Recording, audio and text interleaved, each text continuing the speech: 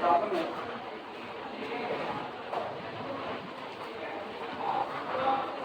prove that the member of the coaxial system prove that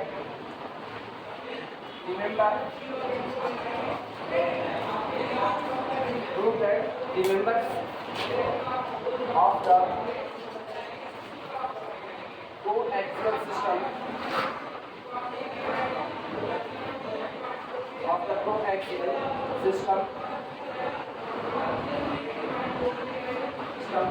intersect one another intersect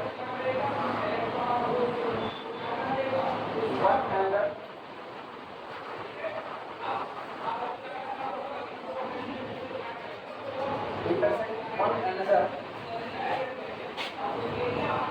if d less than 0 दूसरा do not intersect one another do not intersect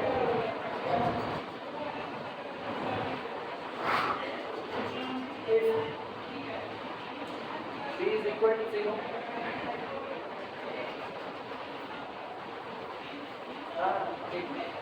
equal to 0 पर एक touch करना touch each other touch each other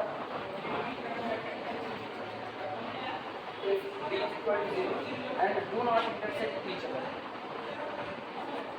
do not intersect each other if d is greater than 0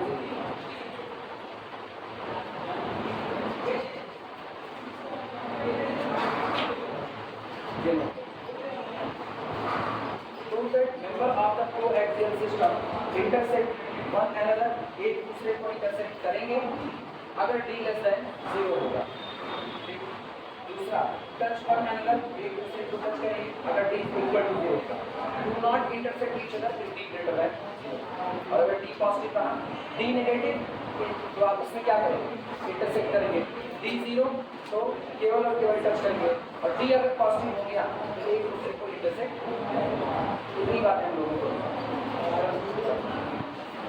सबसे पहले ध्यान दो कल हम लोग एक कोएक्सियल सिस्टम का सिंपलेस्ट फॉर्म निकाला कोएक्सियल सिस्टम का सिंपलेस्ट फॉर्म क्या था x² + y² + z² + 2x + t = 0 एक है शुरुआत में यही है सबसे सिंपलेस्ट फॉर्म को चुन करके इस बात को लिखना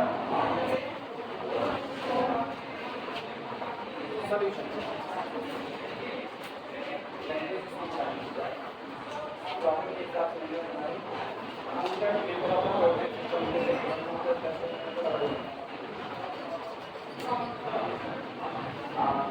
let coaxial system of spheres let coaxial system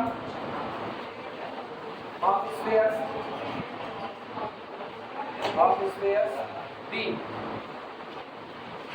x² + y² + z² plus 2x plus d is equal to 0 हम ये मान लेते हैं कि माना जो कोएक्सियल सिस्टम ऑफ स्पेस है उसका इक्वेशन सिंपलेस्ट फॉर्म में x² + y² + z² plus 2x plus d is equal to कितना है और याद करो सिंपलेस्ट फॉर्म में क्या होता है कि d आपका कांस्टेंट होगा d कैसा रहेगा कांस्टेंट और u बाउंड u पैरामीटर आपका तो लिख देना where d constant and u parameter d आपका कांस्टेंट का बनेगा और u parameter common radical plane की अगर हम बात करें तो गौर करना इस मेंबर से दो स्क्वायर चुनते हैं ध्यान देना इस मेंबर से दो स्क्वायर पहला स्क्वायर अगर हम s1 लिखें तो s1 मेरे पास कौन होगा x² + y² + z² + 2u1x + d बराबर पहला क्योंकि d आपका कांस्टेंट तो d1 d2 नहीं हम लोग प्रूफ कर चुके थे d1 बराबर d2 आया याद है d1 - d2 अपॉन 0 तो ये फैक्टर ये d1 बराबर d2 हुआ अगला मेंबर चुनो s2 इस फैमिली का मेंबर होगा x² + u² + y² + z² + 2u2x + d is equal to 0 radical plane कौन होता है s1 - s2 तो अगर हम रेडिकल प्लेन की बात करें तो S1 minus S2 is equivalent to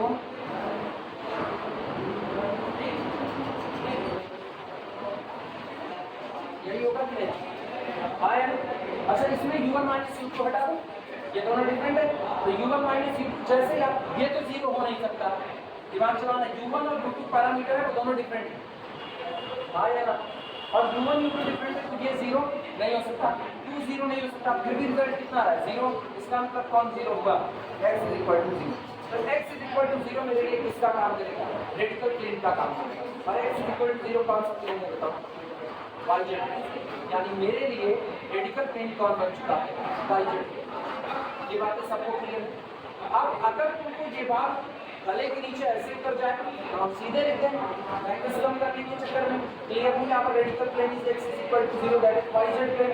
और या तो फिर हम लिखें one member from this family S1 is equal to this, second member is equal to this, radical plane S1 minus S2 implies that x is equal to, लिख दे बोलने का मतलब तो लिख दे।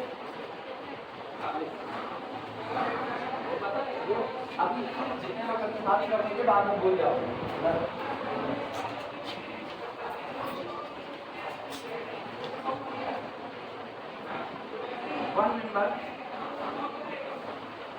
one member of this family, one member of this family, इस family का एक member कौन होगा? क्या ऐसा लिख सकते हैं? any two member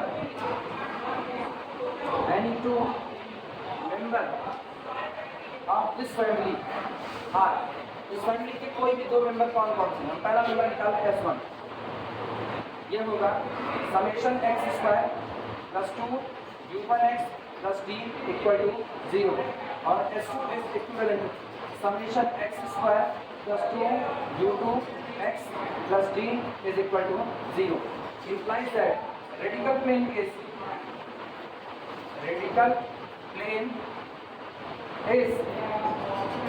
S1 minus S2 is equal to 0। Radical plane होगा S1 minus S2 is equal to 0, implies that, बता दो दोनों को, 2 into U1 minus U2 x is equal to 0 implies that x is equal to 0।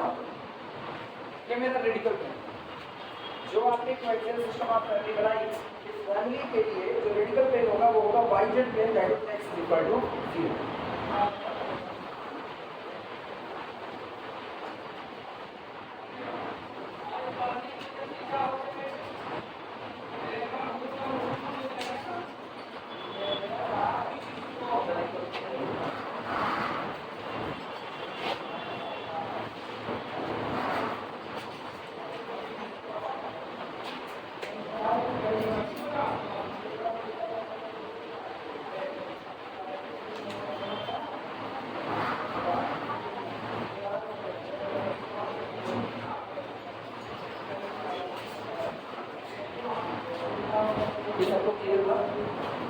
अब दिमाग चलाना, कुछ चीजें अब अपने आप से इसमें बात कर जाता हूँ। ये तो अगर ये रेडिकल प्लेन मिल गया तो रेडिकल प्लेन जो एक्सियल सिस्टम ऑफ स्फीयर के जो इंटरसेक्शन हुए होंगे, मेरे को पता नहीं इंटरसेक्शन हुआ कि नहीं, तो एक बार मान के चले माना इंटरसेक्शन हो गया। अगर इंटरसेक्शन हो गया तो रेडिकल प्लेन कहाँ से गुजरता है? इंटरसेक्शन पॉइंट से होकर के गुजरता है। इस बात से सारे लोग सहमत हो? ये तो प्रॉपर्टी में हम लोग देखे हुए हैं। और अगर ये इंटरसेक्शन पॉइंट से होकर के गुजरता है तो एक प्लेन इस पेयर को कहाँ कट करता है? एक प्लेन इस पेयर को किस शेप में कट करता है? सर्किल में। और वो सर्किल इसी रेडिकल प्लेन पर मौजूद होगी। रेडिकल प्लेन कौन है? x बराबर 0, मतलब सर्किल किस प्लेन में मौजूद होगी? YZ प्लेन में। और YZ प्लेन में सर्किल का इक्वेशन क्या लिखते हो? y² + z² is equal to r। यही लिखते हो कि नहीं?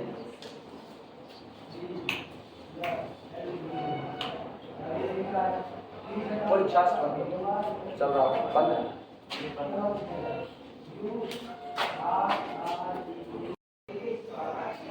सुनो, अगर हम बात करें रेडिकल प्लेन की, तो रेडिकल प्लेन वो एक्सियल सिस्टम में मौजूद स्फीयर को इंटरसेक्ट करेगा। और हम लोगों को पता है कि जब एक प्लेन किसी स्फीयर को काटता है तो जिस शेप पर काटता है वो शेप क्या होता है? सर्किल होता है। और अगर वो सर्किल है तो वो सर्किल इसी रेडिकल प्लेन पर लाई कर जाता है। हाँ या ना? इसका मतलब जो भी सर्किल बनेगा वो आपके रेडिकल प्लेन प्लेन x बराबर 0 पर लाई करेगा और x बराबर 0 कौन सा प्लेन है? yz plane. अगर xy प्लेन की हम बात करें तो xy प्लेन में हम लोग सर्किल का इक्वेशन क्या लिखते हैं? x square plus y square is equal to r square, यही तो लिखते थे। तो yz प्लेन में सर्किल का इक्वेशन क्या लिखा जाएगा? y square plus z square is equal to any constant r square, यही लिखा जाएगा। यही से शुरू लिखना एक लैंग्वेज लिखो बोल रहे हैं। Clearly radical plane x is equal to 0, clearly radical plane x is equal to 0, clearly radical plane x is equal to 0।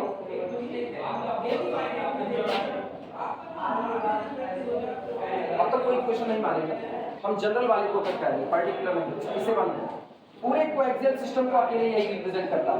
u को बदलते जाओ आपको एक एक मेंबर मिलता जाएगा कि नहीं, और रेडिकल प्लेन हर किसी भी दो मेंबर के लिए सेम रेडिकल प्लेन आएगा, यानी वो रेडिकल प्लेन हर मेंबर को इंटरसेक्ट किया होगा। तो आप जनरलाइजेशन में इसी को बोल दो, बाकी सबको आपने इंटरसेक्ट कर दिया। क्लियर है ये बात है? लिखना क्या लिखा है language clearly radical plane x is equal to 0 intersect sphere 1, intersect sphere 1 in a circle. Clearly, radical plane x is equal to 0 intersect sphere 1 in a circle.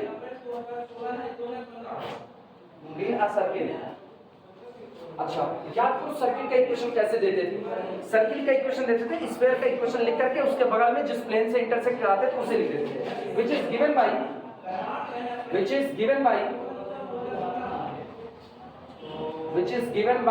और ये सर्किल आपको दी जाएगी summation x square plus 2ux plus d is equal to 0 comma x is equal to 0, यही होगा। Note करो।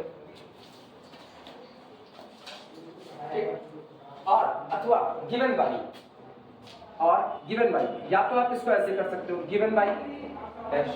जरा पूरे में x बराबर 0 लो, ये बताओ प्लेन का नाम क्या है? x बराबर 0।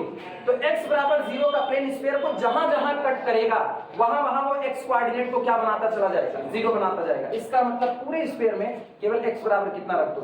0। अब सोचो जब पूरे में x बराबर 0 रखोगे तो यहां मिला क्या? Given by y square plus z square, ये था x square plus y square plus z square. x बराबर आपने 0 पुट कर दिया, बचा कौन? y square plus z square. 2ux में ये भी 0 पुट कर दो तो बचा क्या? Plus d is equal to. हाँ यार, अब फिर रुको, दिस इंप्लाइज 2 मिनट लिखना बंद कर दो, इधर आओ वापस। This implies that y square plus z square is equal to circle का इक्वेशन मिल चुका है अंडर रूट माइनस d का। सही है? पहले उत्तर लिख सकते हैं कि नहीं? अंडर रूट माइनस d का होल स्क्वायर लिखा जा सकता है क्या? अब ये तुमको सर्किल का standard equation y square plus z square is equal to r square नजर आ रहा है कि नहीं आ रहा? जहां r किसका काम करता था? रेडियस ऑफ द सर्किल का काम करता है। इसका मतलब अंडर रूट माइनस d किसका काम कर रहा है? रेडियस ऑफ द सर्किल का काम कर रहा है। ये बात हम ही भरते इस पे। अब दिमाग लगाओ, अगर d खुदा न खास्ता नेगेटिव हो गया, if d is less than 0, if d is less than 0 then minus d is greater than 0। हाँ या ना? अंदर में आपने क्या लिखा? d नहीं लिखा, माइनस d लिखा।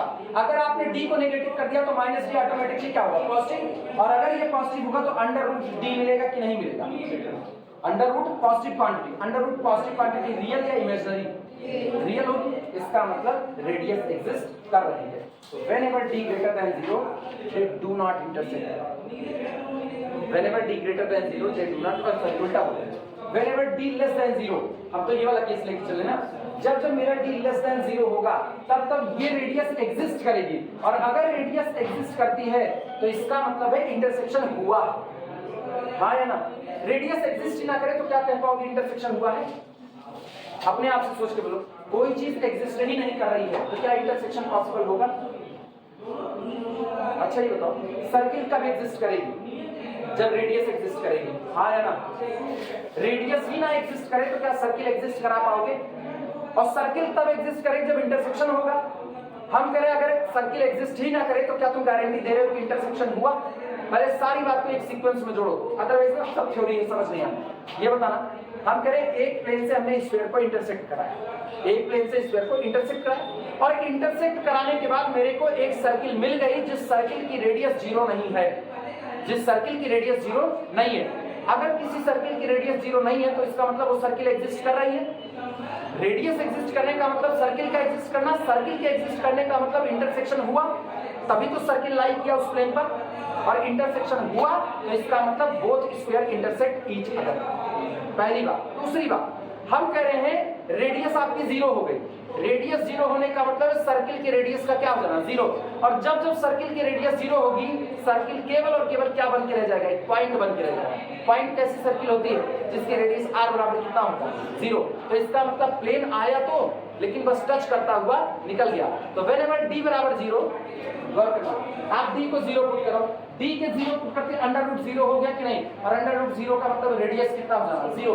सर्किल की रेडियस 0 होने का मतलब है कि जब प्लेन ने स्फीयर को इंटरसेक्ट किया होगा तो केवल आपको क्या मिला होगा, एक पॉइंट मिला होगा, केवल और केवल एक पॉइंट। इसका मतलब है वो लोग क्या किए होंगे, इंटरसेक्ट नहीं हुए बल्कि टच करते हुए निकल गए। अगली बात, अगर आप d को पॉजिटिव कर दो, d को पॉजिटिव करो तो अंडर रूट क्या आएगा, नेगेटिव, और अंडर रूट नेगेटिव कैसी क्वांटिटी, इमेजिनरी। मतलब रेडियस मिला तो लेकिन कैसी रेडियस, इमेजिनरी। इमेजिनरी रेडियस मतलब रियल में एग्जिस्ट नहीं कर रही। Do not intersect each other, दूर दूर से निकल इंटरसेक्ट किए नहीं। आज बात समझ में, यही 3 केस लिख दिए जाते हैं। अभी और किसी को दिक्कत तो बोलो और सुनो। कई लोगों की चिंतित बता रहे हैं इधर से दिक्कत, जब तक हम पूछेंगे तो बताओ नहीं ना, पीछे हो पीछे दिक्कत नहीं है, पक्का नहीं है, इधर मैं दिक्कत नहीं है, पक्का समझा तुमको समझाने के कह दी। और किसी को ईमानदारी से, और किसको ईमानदारी से नाजिया एक, और बाकी सबको आ गया, एक दूसरे को नाजिया, बाकी सारे वैलिड पक्का। अब पूछते हैं, अगर सारे टैलेंटेड तो पूछना होगा। अब मुझे ये अब समझाना, d is equal to minus, d is equal to minus, क्या हाल है, intersect or not or touch each other. -5 इसको अंदर रखेंगे तो ये पॉजिटिव हो जाएगा, ठीक है, यानी कि रेडियस पॉजिटिव हो गई तो वो एग्जिस्ट करेगी। रेडियस का मतलब हुआ रेडियस एग्जिस्ट, रेडियस एग्जिस्ट होने का मतलब है सर्किल एग्जिस्ट, और सर्किल एग्जिस्ट करने का मतलब है सर्किल एग्जिस्ट, और सर्किल एग्जिस्ट होने का मतलब है सर्किल कब मिली होगी, जब ये और ये इंटरसेक्ट किए होंगे तो ये रेडिकल प्लेन क्या होगा, इसी रेडिकल प्लेन पर ये सर्किल, तो स्फीयर भी एक दूसरे को किस पे इंटरसेक्ट कर रहे हैं, सर्किल पर, और ये सर्किल वही होती है जो आपके रेडिकल प्लेन पर बैठे हुए हैं। इसका मतलब कि circle exist then intersection exist, और इंटरसेक्शन एग्जिस्ट ही तो चाहिए। इसका मतलब whenever d less than 0, whenever d less than 0 system intersect one another. अब स्फीयर एक दूसरे को क्या कर रहे हैं, इंटरसेक्ट कर रहे हैं। अगला अगर हम कहते हैं d is equal to 5, d कितना कहते हैं, 5 कहते हैं, d के 5 कहते ही अंडर रूट क्या क्वांटिटी है, नेगेटिव। अंडर रूट नेगेटिव आने का मतलब आयोटा के साथ कुछ आना, आयोटा के साथ कुछ आना मतलब कैसी क्वांटिटी, इमेजिनरी। इमेजिनरी आने का मतलब सर्किल तो एक रेडियस क्या हो गई, रेडियस इमेजिनरी हो गई। रेडियस इमेजिनरी होने का मतलब रियल लाइफ में ऐसी रेडियस एग्जिस्ट नहीं करेगी, रियल लाइफ में ऐसी रेडियस एग्जिस्ट नहीं करेगी तो रियल लाइफ में ऐसा सर्किल एग्जिस्ट नहीं करेगा, रियल लाइफ में ऐसा सर्किल एग्जिस्ट नहीं करेगा तो रियल लाइफ में ऐसा इंटरसेक्शन एग्जिस्ट नहीं करेगा, और इंटरसेक्शन एग्जिस्ट नहीं करेगा तो इसका मतलब स्फीयर कहां से गुजर गए, दूर दूर से। सिस्टम में लगे हुए स्फीयर एक दूसरे को इंटरसेक्ट नहीं कर, क्लियर हुआ। और t बराबर 0, d बराबर 0 होते ही रेडियस क्या बन गई, 0। रेडियस के 0 बनते ही ये जो इंटरसेक्शन वाला पोर्शन सर्किल दिखाई दिया, एक ऐसा सर्किल मिला जिसका रेडियस कितना है, 0, वो केवल एक पॉइंट पर होगा, मतलब दोनों लोग एक दूसरे को केवल क्या किए, टच, तभी तो ये पॉइंट मिलेगा।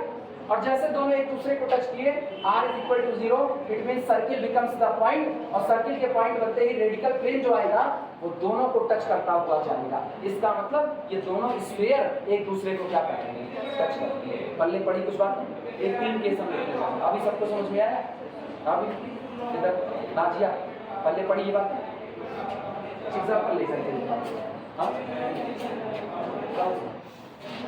लाइट आई है, लाइट नहीं आई, समझ में आ रहा है, फ्रेंड्स नहीं, कुछ लोगों को ज़्यादा गर्मी है। अभी एक आप हम टेस्ट करेंगे आए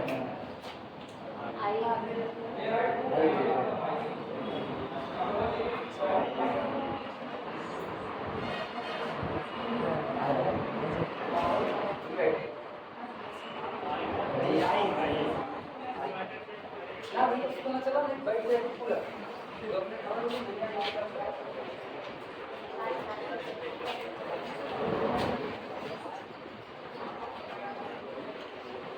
चलो इसके बाद देखो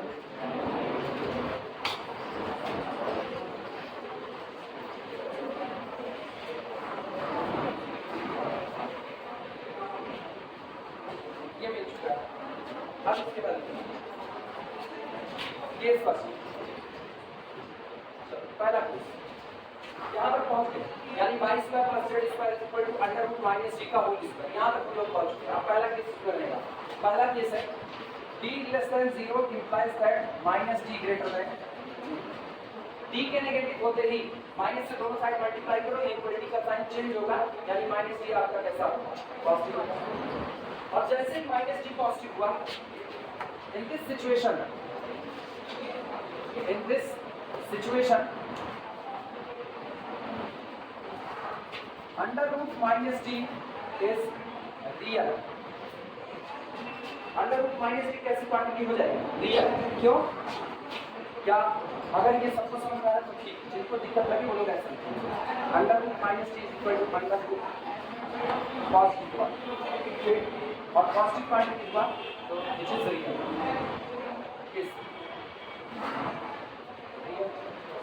और जैसे ये क्वांटिटी रियल हुई रेडियस क्या कर रही एग्जिस्ट कर रही implies that radius exist implies that radius exists।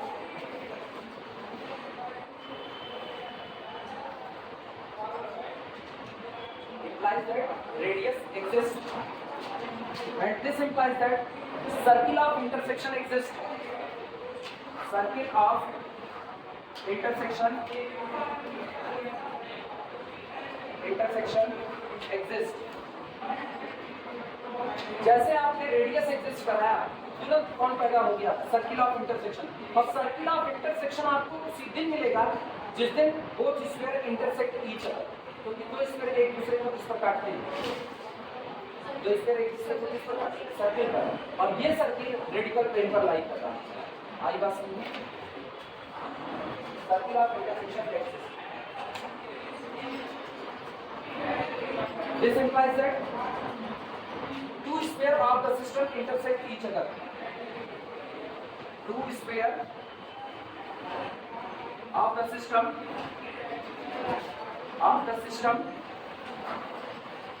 intersect each other। Intersect each other। Two sphere of the system intersect each other। जैसे ही आपने कहा सर्किल ऑफ इंटरसेक्शन एग्जिस्ट कर रहा है इसका मतलब है कि दोनों स्क्वायर एक दूसरे को इंटरसेक्ट किया होगा। यानी सिस्टम के कोई भी दो मेंबर उठाओगे वो एक दूसरे को क्या इंटरसेक्ट करेंगे। अगला काम t इक्वल टू 0 होता है। एक second t is equal to 0 implies that minus t is equal to 0 implies that under root minus d is equal to 0। एक साथ कर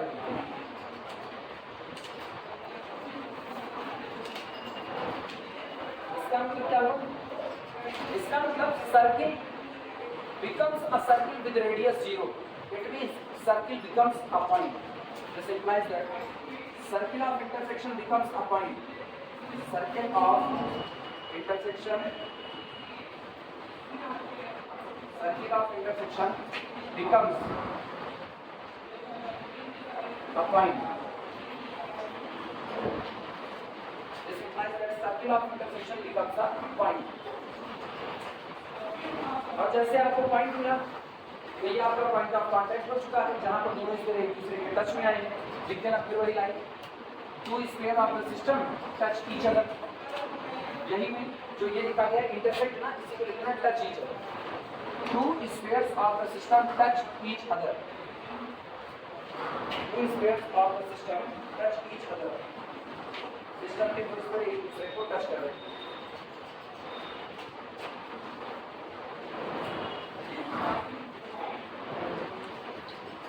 थर्ड केस थर्ड, तीसरे केस में क्या होगा? तीसरा केस है d ग्रेटर देन 0। देखो खुद से लिखो d ग्रेटर देन 0, और आगे क्या लिखोगे याद है? d greater than 0 implies that minus d less than 0। पहले लिखना है d greater than 0 third case, पहली केस थर्ड यही लिख रहे हैं।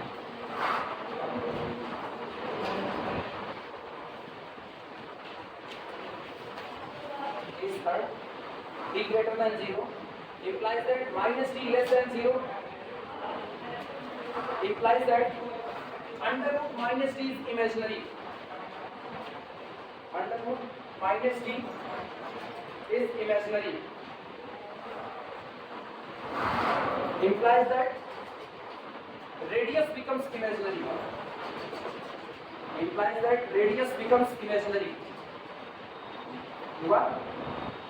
और रेडियस के इमेजिनरी बनते ही implies that circle of intersection becomes imaginary. Implies that circle of intersection becomes imaginary. इसका मतलब क्या होगा? इसका मतलब ये होता है no intersection exists in real world. No intersection exists in real world. No intersection exists in real world. हो गया? ये वाली बात, two square of the system do not intersect each other. Two square of the system do not intersect each other.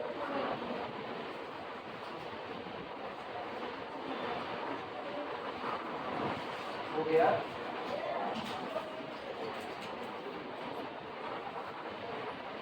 पहले uniting point निकालने के बाद ही लिखा तो बाद में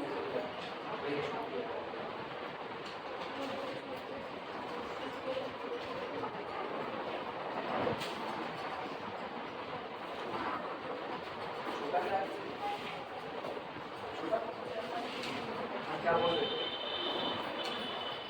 आपको याद है काफी पॉजिटिव था।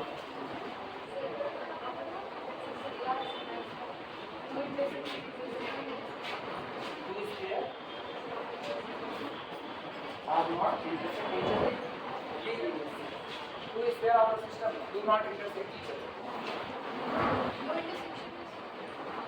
No intersection exists in real world. No intersection कहाँ पूछी जाएगा? अच्छा, मैंने कहीं शुरुआत की। Circle of intersection is imaginary. क्या था?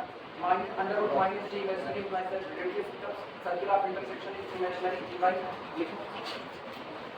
This implies that circle of intersection does not exist in real world. Circle of intersection does not exist in real world. Circle of intersection does not exist. जो intersection वाली circle है, वो language change हो जाएगी, कोई दिक्कत नहीं। Circle of intersection does not exist in real world. Implies that no intersection exists in real world. No intersection exists in real world. Intersection होने की गारंटी कब मिली? जब सर्किल ऑफ इंटरसेक्शन आ रहा था। जब सर्किल ऑफ इंटरसेक्शन ही नहीं आया तो क्या आपको इंटरसेक्शन मिलेगा? No intersection exist in real world.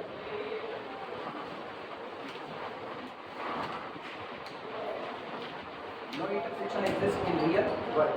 देख लिया? अब इसके बाद this implies that two square of the system do not intersect each other. Two square of the system do not intersect each other. Two square of the system do not intersect each other.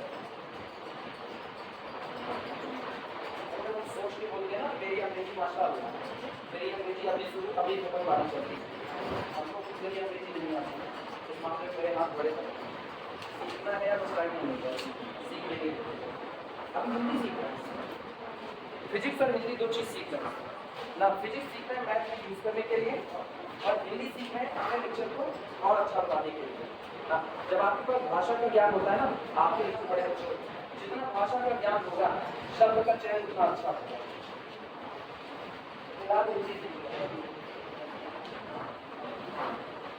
ये भाषा हमको सीखनी है, बस ज़्यादा हमको सीखनी नहीं है। एक हिंदी हमको आती है, उसमें हमको व्याकरण ढंग से और सीखना है कि हिंदी लैंग्वेज का सही सलामत और इस्तेमाल जान सकें। और दूसरा अंग्रेजी सीखना है, कंपलसरी है, मजबूरी है वो सीखना। तीसरा उर्दू सीखना। उर्दू सीखेंगे अपने बुढ़ापे में ना, बुढ़ापे में जब बैठेंगे पुराना याद करेंगे ये भी दिन बीता था, इतने दर्द में पढ़ाए हुए थे ना, तो दर्द में शायरियाँ निकलती, तो उर्दू की शायरी लिखी जाए। तो उर्दू सीखेंगे अपने दर्द को बुलाने के लिए, हिंदी और अंग्रेजी सीखेंगे अपने लेक्चर को बनाने के लिए।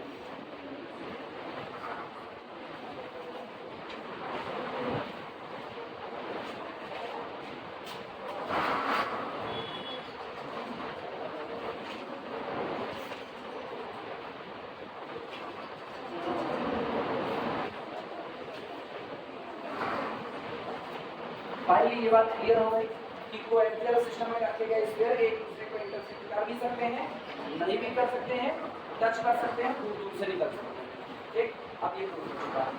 अब एक रिमार्क लिखो, remark, rule for finding limiting point, remark लिखो, rule for finding limiting point of a coaxial system, rule for finding limiting point of a coaxial system of sphere, rule for finding limiting point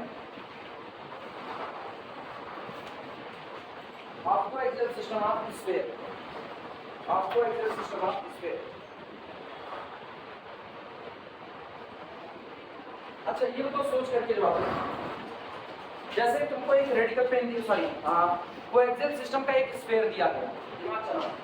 मान लो मुझे coaxial system का sphere दिया गया, ये कोई rule नहीं है, ये हम ना भी कराए ना तब भी तुमको आता है क्या होगा।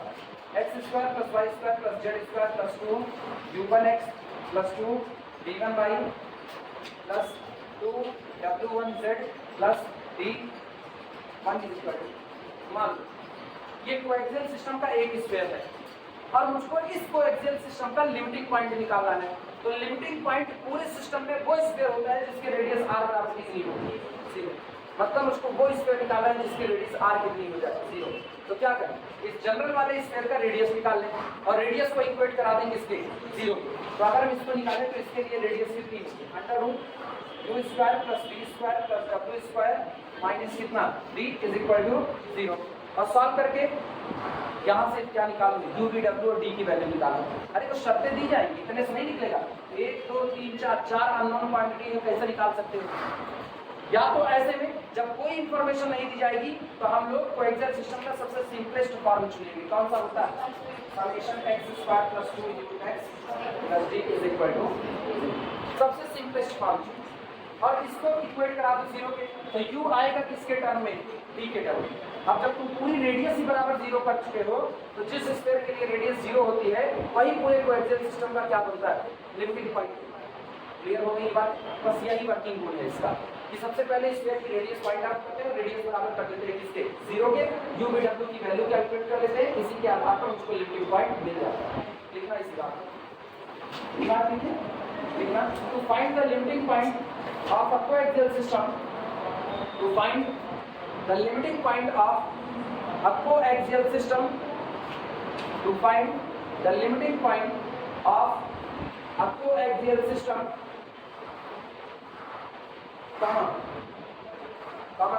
equate to 0, to find the limiting point of coaxial system, equate to 0 the radius of the system, पूरे सिस्टम की रेडियस को ही 0 कर, equate to 0 the radius of the system। अच्छा तुम सोच करके बताना, किसी स्फीयर के लिए हमने कहा उसकी रेडियस 0 हो गई, रेडियस 0 हो गई तो पूरा स्फीयर सिकुड़ करके केवल सेंटर भर रहेंगे आपके पास नहीं, सेंटर के जो कोऑर्डिनेट आएंगे ना वही आपका क्या होगा, लिमिटिंग पॉइंट। कंफर्म हुई बात है।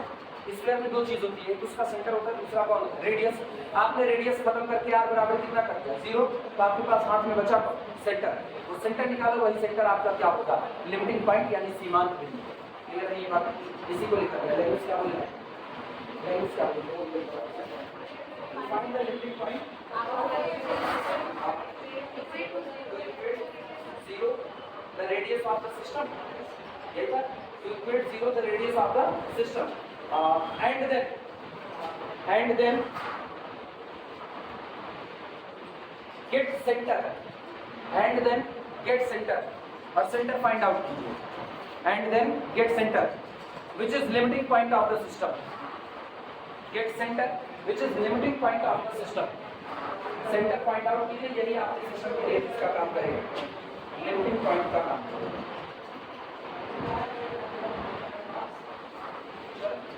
व्हीकल का फिर कौन भी शुरू होगा और मुश्किल है, अब इसके व्हीकल में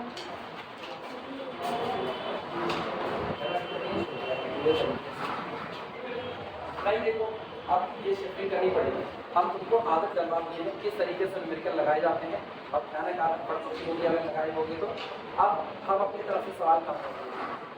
अगर हम अपनी तरफ से ऐसे ही ज़्यादा तरह सवाल करेंगे ना, तो आज कितनी तारीख 25, आज कितनी, आज 27 तारीख है ना, 3-30 इधर बचा हुआ, जुलाई लग चुका है, अब कम एग्जाम तो नहीं पता, 22 जुलाई तो मान के चलो ना, 22 जुलाई तो कंफर्मली मान करके चलो। और यूनिवर्सिटी है, इधर क्या लाएगी क्या नहीं, भगवान मालिक इसका। अब मेरी तरफ से न्यूमेरिकल कम होंगे, न्यूमेरिकल तुम्हारी तरफ से, जो नहीं आएगा वो हमसे पूछो, हम तुमको बताएंगे, लेकिन यहाँ नहीं बताएंगे, पहले बता दो, यहाँ नहीं बताएंगे। यहाँ बताएंगे एक न्यूमेरिकल उठाएंगे, समझाने के चक्कर में मेरा टाइम जाएगा। हम तुमको बाकायदा सॉल्व करके ग्रुप में दे देंगे, सॉल्व करके दे देंगे, ठीक है, और एक डिस्क्रिप्टिव लिख देंगे। अगर समझ आता है ठीक है, नहीं आता तो फिर यहाँ पे समझाएंगे, फिर तो मजबूरी है, ऐसे नहीं भागा जा सकता है। यूनिवर्सिटी की अधिकारी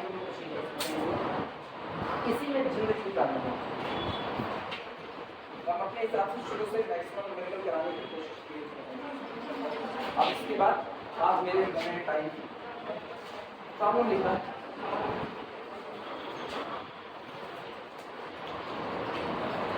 prove that every sphere that passes through, prove that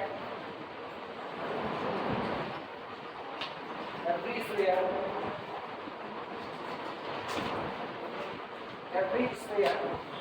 that passes through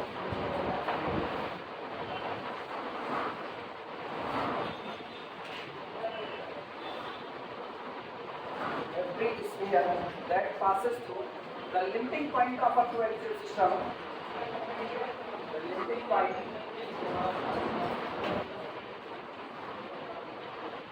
the limiting point of a coaxial system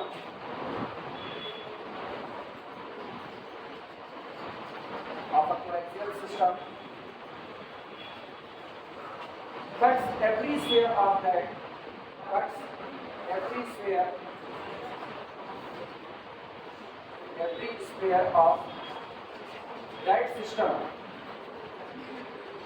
of that system orthogonally.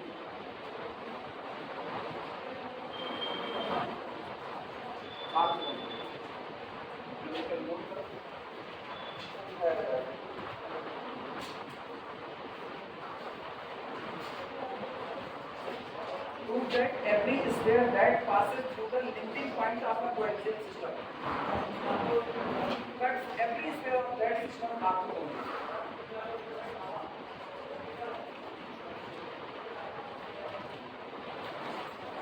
ये क्या है? इन्होंने कहा कि आपको एक कोएक्सियल सिस्टम ऑफ फैमिली दी है, पूरा एक कोएक्सियल सिस्टम दिया, मान लो देखो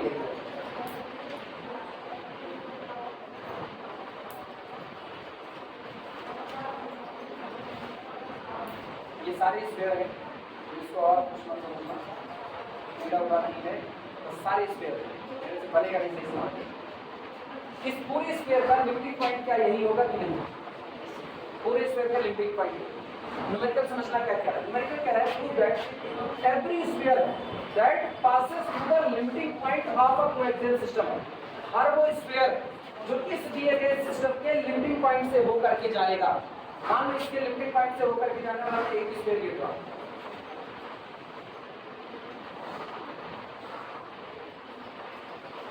या ये स्फीयर इस लिमिटिंग पॉइंट से होकर के जा रहा है, तुम्हारी मर्जी, तुम इसको नहीं, तुम ये वाला ड्रॉप करो, ऐसा कर तो ये इस पूरे परिवार के हर मेंबर को इंटरसेक्ट कर रहा है कि नहीं? हर मेंबर को। और ये बताओ intersection angle of two square क्या होता था? Intersection angle of two square क्या होता था? बोलो क्या नहीं, हम पूछे intersection angle of two square क्या होता है? Definition intersection angle of two square क्या होता है? पन्ना मत पलटना, कोई नहीं पलटना, पन्ना मत पलटना, फिर तुम लोग गलती बात है। पन्ना मत पलटना, नहीं आता है मंजूर, पन्ना मत पलटो, या तो याद रखो।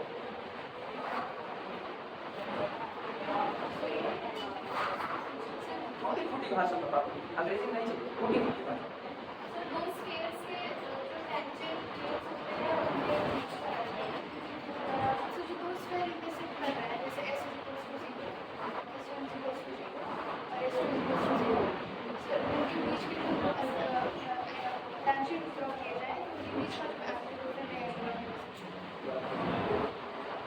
हमारा भी गलत है। और कोई बोलो।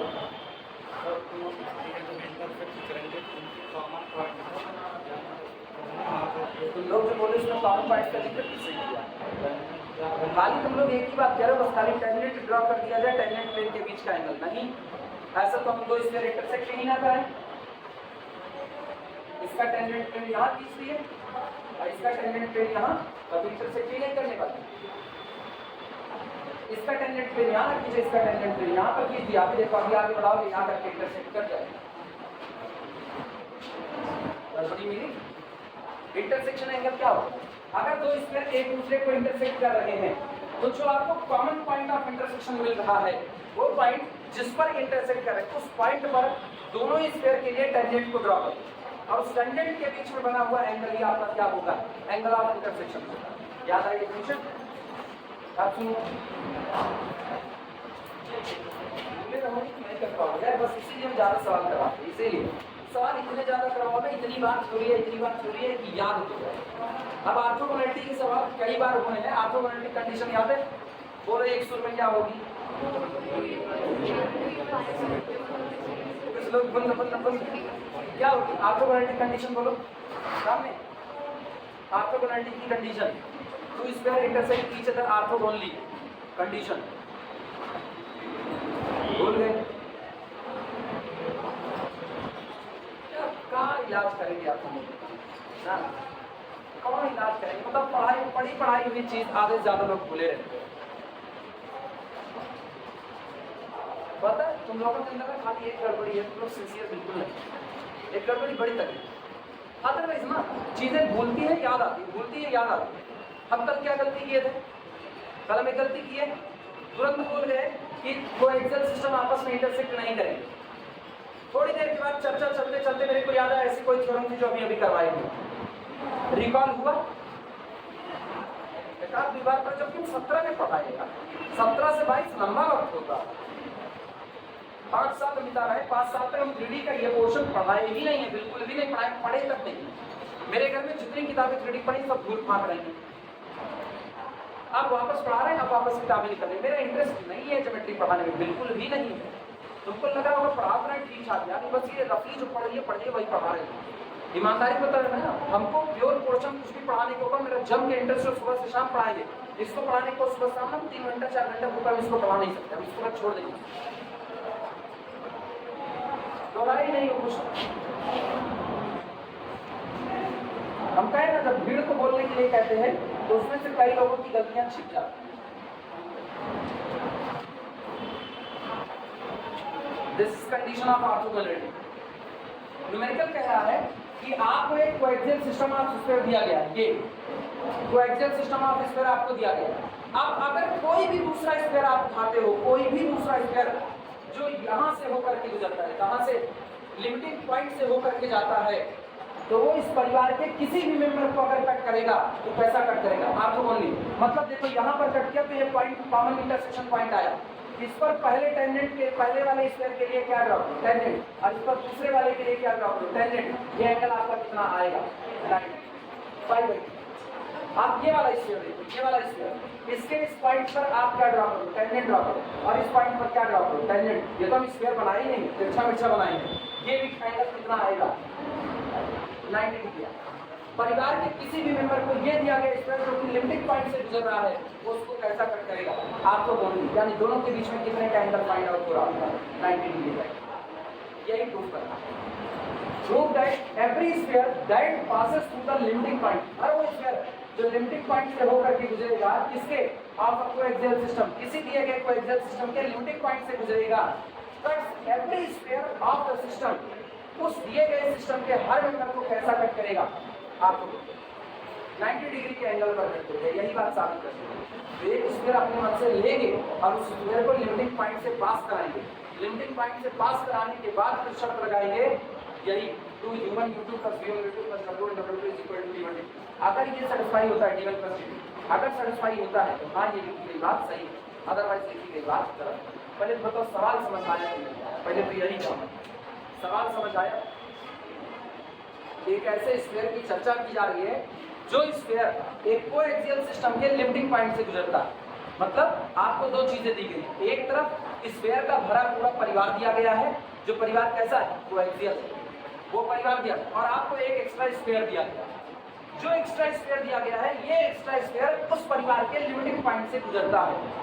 गुजरने का मतलब टच करके भी जा सकता है, इंटरसेक्ट करके भी जा सकता है, वो लिमिटिंग पॉइंट से गुजरता है। साबित ये करना है अगर वो इस परिवार के किसी भी मेंबर को इंटरसेक्ट करेगा तो कैसा इंटरसेक्ट करेगा आपको बोलिए। इनके बीच में 90 डिग्री के अलावा कोई और एंगल बनने वाला नहीं है। समझ में आई बात? चलो प्रूफ करते हैं यार, इस हिसाब से लोगे ना, इस हिसाब से हम कह रहे कौन सिलेंडर में न्यूमेरिकल कम कराएंगे, तुम लोग भूल लकड़ियाँ ले लो, फिर कौन सिलेंडर के सवाल तो तुम्हारी लकड़ी से रहेगी। क्वालिफाइड में वैसे मुझको न्यूमेरिकल कम लेने पड़ेंगे, निश्चित तौर पर कम ही लेंगे उसके, क्योंकि हमको छुट्टियाँ किसी भी तरीके से। कॉलेज का क्या हाल है प्रैक्टिकल का? एक बार होगा बस, बाकी प्रैक्टिकल बंद हो चुका है। अभी कॉलेज की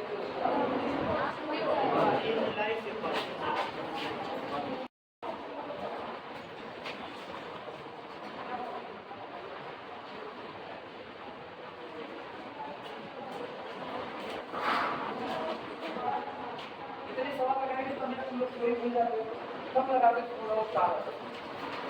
मैक्सिमम लोग चोरी भूल जाते हैं। और पता है तुम्हारा कुछ भला नहीं होगा तुम चोरी भूल गए, कोई भला नहीं होगा चोरी भूल गए। चोरियाँ तुमको याद रखनी पड़ेगी, चोरियाँ नहीं याद रखना चाहते हो ना। अभी देखो अभी चोरी बताते अभी कैसे लगवाती है पीछे। हाँ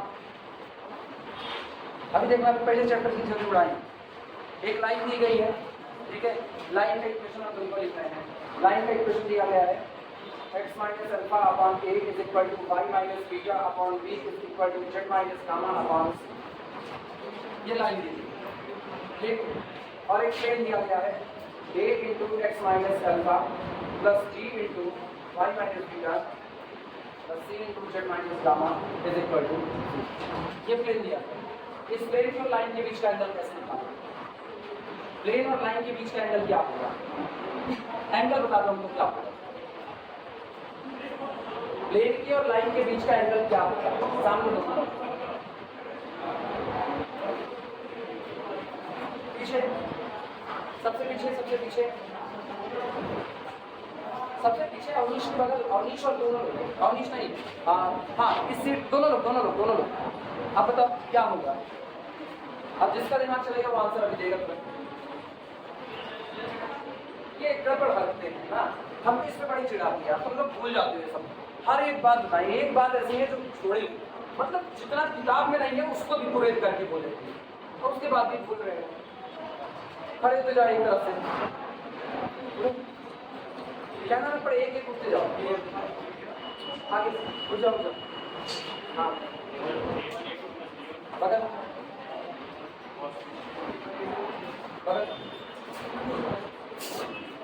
प्लेन की और लाइन के बीच का एंगल मांगो कितना? इधर से उठते जाओ धीरज। अवनीश एंगल एक तरफ से लाइन लगाए, एंगल चाहिए हमें। नाजिया बगल सुनना ही नहीं। एंगल दोनों के बीच का कितना होगा? एंगल बताओ, एंगल एंगल एंगल खत्म, बस यही इतना जवाब ना। एक तरफ से सारे लोग खड़े होते हैं। आप तुम कहो सर cos थीटा या theta is equal to something, सुनने का नाम ही नहीं ले रहे, क्यों सुने? क्यों सुने? सीधी गलत बात।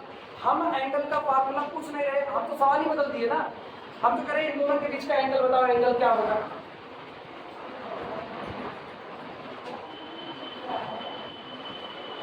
इस लाइन को देखो कहां से पास हो रही है, ये प्लेन कहां से पास हो रहा है? लाई कर, जब हम लाइन ही ऐसी लिखेंगे कि पूरी की पूरी प्लेन पर लाई कर जाएगी तो मतलब क्या रहेगा? When line lie on the plane, angle will be zero। बात नहीं खत्म। ये लाइन इस प्लेन के लिए कोप्लानर लाइन। दूसरी बात, एक चीज और देखो, ABC लाइन के डीसीज और ABC नॉर्मल के, क्या ये पॉसिबल है? पहले ये सोचो, अभी एंगल 0 बोल रहे हैं, आप सोचो क्या ये पॉसिबल है? क्या ये चीज पॉसिबल है? आज लाइन के डीसीज कौन है? ABC। डेटा निकालना ही नहीं सीख पाया था। पहला डेटा जो गलत दिखता, वो डेटा ये निकल रहा था कि ये अल्फा बीटा गामा से गुजर रही है, और प्लेन भी कहां से गुजर रहा है? अल्फा बीटा गामा से। तो दिमाग में बात ये आती है कि ये लाइन पूरी तरह से प्लेन पर लाई कर गई होगी, तो एंगल कितना हो गया होगा? 0 हो गया होगा। एक बात। दूसरी बात क्या आती है? लाइन के डीसीज क्या है? डीआर ए बी और सी। नॉर्मल के डीआर क्या है? A B C. ये लाइन अल्फा बीटा गामा से गुजर रही है, ये प्लेन भी अल्फा बीटा गामा से गुजर रहा है, और दोनों के प्लेन के नॉर्मल के डीआर और लाइन के डीआर आपस में बराबर है। फिगर कैसे बनेगा? फिगर सोचो, ये रहा प्लेन, ये रहा पॉइंट, और ये रहा प्लेन का नॉर्मल। प्लेन का नॉर्मल भी उसी पॉइंट से गुजरता है जहां से कौन गुजरता है? प्लेन। हम इसी पॉइंट को कहते हैं अल्फा बीटा और कितना नॉर्मल। प्लेन के नॉर्मल के डीआर क्या है? ए बी और सी, और लाइन के क्या है? ए बी और सी। तो इसके लिए डीआर हो गए ए बी और this line will be the normal of the plane. तय हो चुका है, ये लाइन प्लेन का नॉर्मल है, और एंगल 0 नहीं, ये एंगल क्या चलेगा?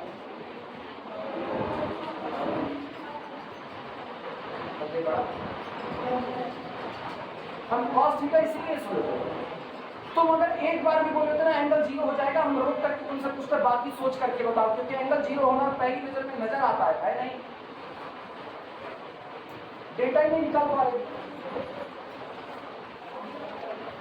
अभी सारी चीजें सामने हैं। लाइन भी अल्फा बीटा गामा से गुजरेगी, प्लेन भी अल्फा बीटा गामा से गुजरेगा, तो पहले तो लाइन और प्लेन का एक पॉइंट कॉमन कर दो। दो ही किस्सा हो सकता है, या तो लाइन ऐसी पास हुई हो और ये पॉइंट लाइन और प्लेन दोनों पर रहा हो, या तो ये लाइन ऐसे पास हुई हो। अब ये केस और ये केस सेम आ जाती है, intersect the plane, line intersect the plane, same case हो गया। अब इंटरसेक्ट किस एंगल पर करेगी वो बात की बात है, और या तो ये line lie on the plane, तब पर भी ये लाइन अल्फा बीटा गामा से गुजर सकती है, प्लेन भी कहां से? Alpha beta gamma. लेकिन पेज कौन फंसाया? नॉर्मल के डीआर से।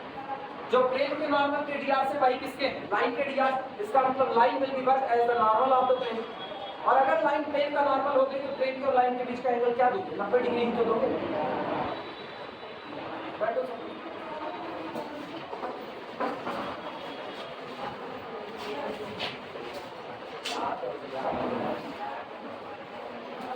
अरे मेरा पढ़ाना बेकार हो जाता है कभी कभी। वास्तविकता में जितना सवाल करना है खोज डालो बेटा, तुमको इतना सवाल नहीं मिलेगा।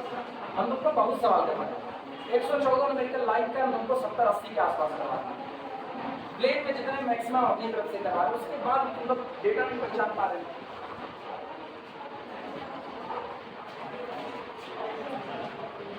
अच्छा, किसी के दिमाग में ये भी नहीं यार, cos थीटा सुनी नहीं है किसी से? जो उठ रहा है A1 A2 B1 B2 condition बताना चालू किया।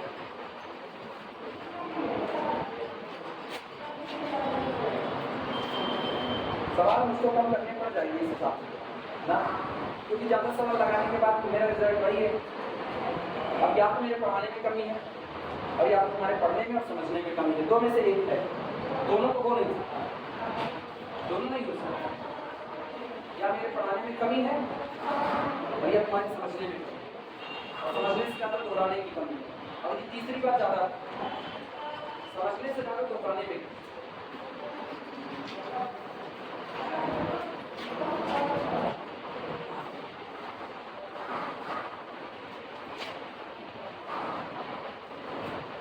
मतलब जानते हो तुम लोग क्या साबित किए?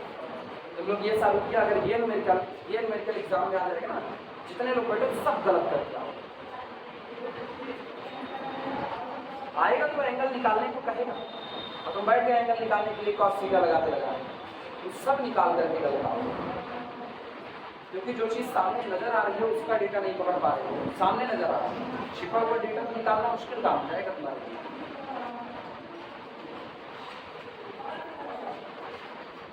चल कोई दूसरा ट्राई करना, फिर पूछेंगे सवाल, फिर बता हम ऐसे ही पूछेंगे।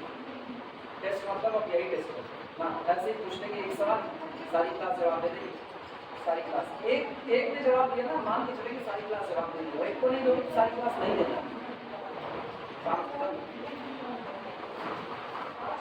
पहले कोएक्सियल सिस्टम ऑफ फैमिली मान, क्या कोई बहुत ज़्यादा डेटा दिया गया है? सबसे सिंपलेस्ट फॉर्म मानो कोएक्सियल सिस्टम ऑफ फैमिली का, देखना let coaxial system of sphere B, let coaxial system of sphere B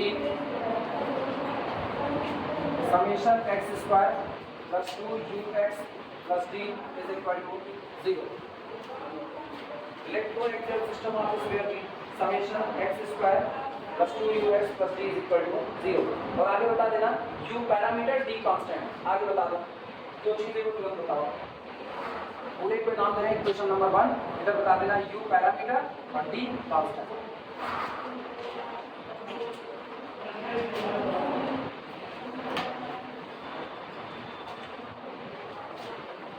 radius of system, radius of system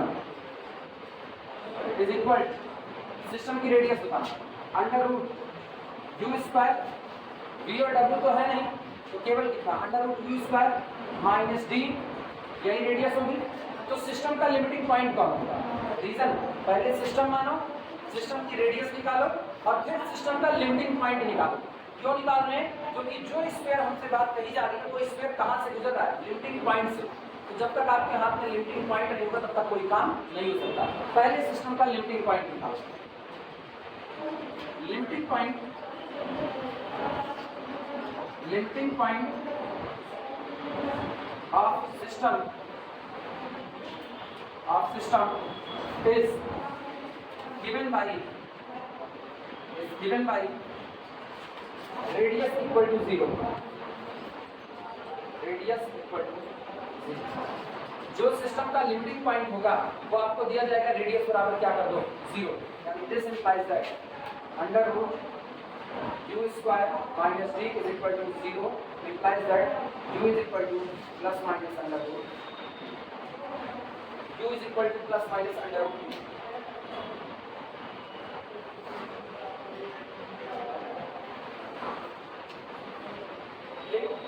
v और w कितना है सिस्टम के लिए? 0 है। तो लिमिटिंग पॉइंट जो होगा वो पहले बताते हैं सेंटर होता है, सेंटर होता है माइनस u माइनस v और माइनस w। क्या दो लिमिटिंग पॉइंट मिल गए कि नहीं मिले? This implies that limiting point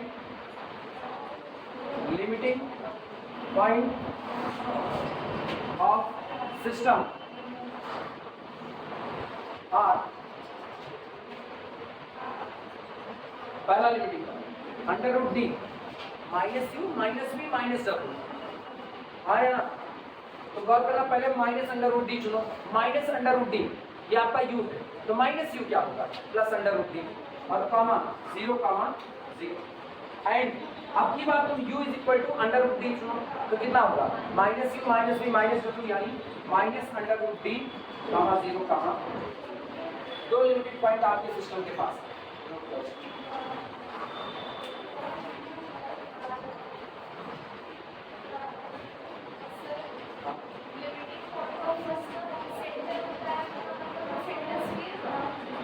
limiting point of system जो होता है वो ऐसे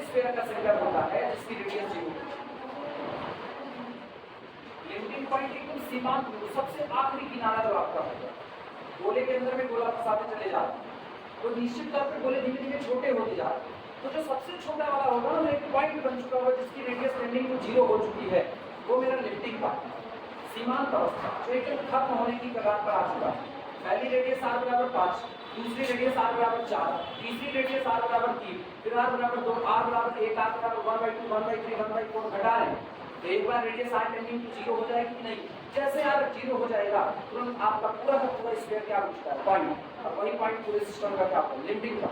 यानी जिस दिन आप सिस्टम में रेडियस चुनोगे √d, 0,0 या आप सेंटर चुनोगे -√d, 0,0, इन सेंटर पर खींचा गया स्फीयर केवल और केवल क्या रहेगा? पॉइंट। यही लिमिटिंग पॉइंट है।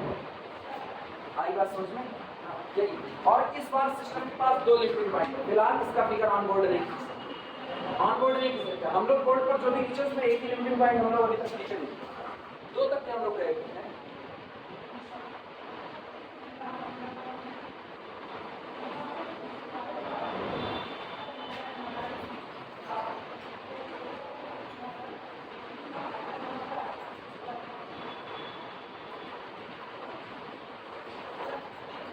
यहीं से टैगलेट ड्रॉ कराएं। मान लो अगर आप ये थोड़ा गलत बनाया, उसने कल हम लोग कैसा बनाया था? सीधा सीधा बनाया था ना, मान लो सर।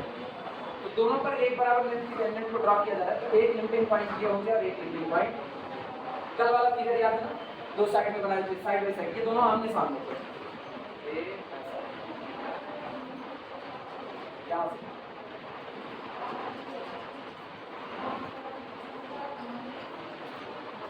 ये पॉइंट बराबर, तो एक लिमिटिंग पॉइंट ये हो गया और एक ये। ठीक इस तरह से पहला लिमिटिंग पॉइंट आपको मिलता है √d, 0,0, दूसरा -√d, 0,0। अब दोनों कहाँ मौजूद है? एक्स एक्सिस, दोनों किधर मौजूद है? एक्स एक्सिस पर मौजूद है। फिगर बनाना चाहो ना तो फिगर कोशिश कर सकते हैं, ऐसे कोई मतलब नहीं है फिगर बनाना, कोई बात फिगर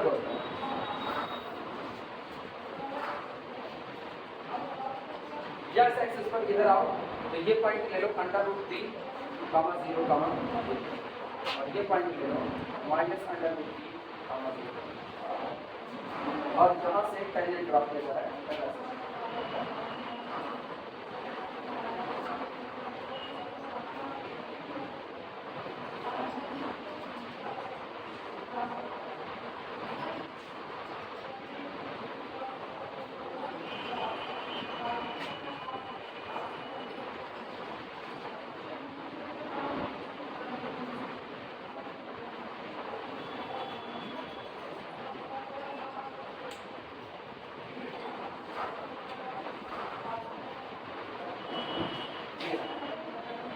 पॉइंट से दोनों पर खींचा गया। अब ये पॉइंट है या कहीं यहाँ पर पॉइंट हो, जैसा भी है तो ये हो सकता है। यहाँ से दोनों पर टेंजेंट ड्रॉ किया, टेंजेंट की लेंथ कैसी आई? एक बराबर आई, तो एक लिमिटिंग पॉइंट हो गया √d, 0,0, एक -√d, 0,0। रफली फिगर के वजह से कि आपने एक सिस्टम तैयार किया, कोएक्सियल सिस्टम ऑफ स्फीयर, और ये सिस्टम कितने लिमिटिंग पॉइंट रखा? 2 लिमिटिंग। एक यहाँ ये बात रफली फिगर कहीं पर बना सकते, बाकी कोई मतलब नहीं। अब फिगर हाँ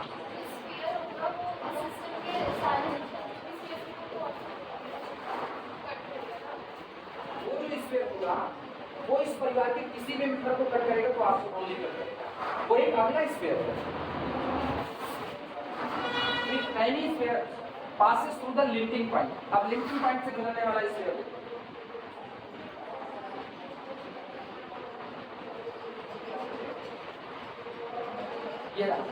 ये स्फीयर किस लिमिटिंग पॉइंट से गुजरता है? और इससे, दोनों से पास हुआ। और अगर ये स्फीयर लिमिटिंग पॉइंट से गुजर रहा है तो आपको यही साबित करना है कि ये स्फीयर इसके या इसके किसी भी मेंबर को अगर कट करा दे तो यहाँ तक किया, यहाँ तक किया, जहाँ भी कट करा इस पर अगर आप एंगल ऑफ इंटरसेक्शन निकालोगे तो एंगल ऑफ इंटरसेक्शन कितना आएगा? Pi. If this sphere which passes through the limiting point of the system cuts any member of the family, cuts any member of this family, then this intersection angle will be 90 degree. यह हमेशा केवल और केवल 90 degree का होगा, यानी आपको only यही फिगर है इसका, जो कुछ भी और जनरलाइज फिगर नहीं बना सकते, पर्टिकुलर फिगर ही समझना पड़ेगा और ज़्यादा नहीं हो सकता।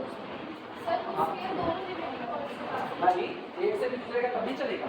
एक को टच करके भी जा सकता है। वो तो सुनो, अभी मेरे दो लिमिटिंग पॉइंट आए, अभी मेरे दो लिमिटिंग पॉइंट आए, तो दोनों से गुजारे। उसने क्या कहा, यहाँ देखो, through the limiting points, anyone नहीं कहा। तो यहाँ क्या ऐसी वर्डिंग है, एनीवन। अगर मेरे सिस्टम के पास एक ही लिमिटिंग पॉइंट होगा तो एक से गुजरेगा, और अगर मेरे सिस्टम के पास 10 लिमिटिंग पॉइंट आएंगे तो 10 से गुजरेगा। ये नहीं कि किसी एक से गुजारना है, वो पहले का। अच्छा ये बताओ, अगर वो एक लिमिटिंग पॉइंट से गुजर जाए, दूसरे से गुजरे ही ना, तो इस परिवार के किसी मेंबर को इंटरसेक्ट ही नहीं किया किसी को। इस परिवार में ये और ये दोनों मेंबर एक ही परिवार के हैं। इधर बैठे हुए लोगों को उसने 90 डिग्री पर काट दिया, और इधर बैठे वाले से गुजरा ही नहीं, तो इधर क्या इंटरसेक्शन एंगल आएगा? तब तो ये बात गलत हो जाएगी। ये बात तब के लिए है जब वो जितने लिमिटिंग पॉइंट है सबसे वो करके गुजर रहा है, सबसे गुजरेगा, ये नहीं किसी एक दो से गुजरेगा। चलो शुरुआत करें। अब सुनो, अब अपनी मर्जी से एक जनरल स्फीयर मान, क्या लिमिटिंग पॉइंट निकाली है? टेक एनी स्फीयर, लैंग्वेज लिखो हम बोल रहे हैं, फिगर बना हुआ। Take any sphere,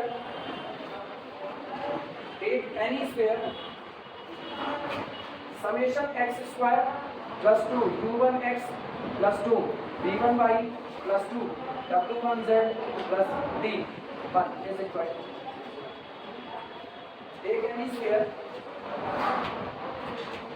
summation x square plus 2 u1x plus 2 v1y plus 2 w1z plus d1 is equal to 0। इसे कोई नाम दे दो, एक क्वेश्चन अब तक माने, एक माने, इसे क्वेश्चन को मान लो।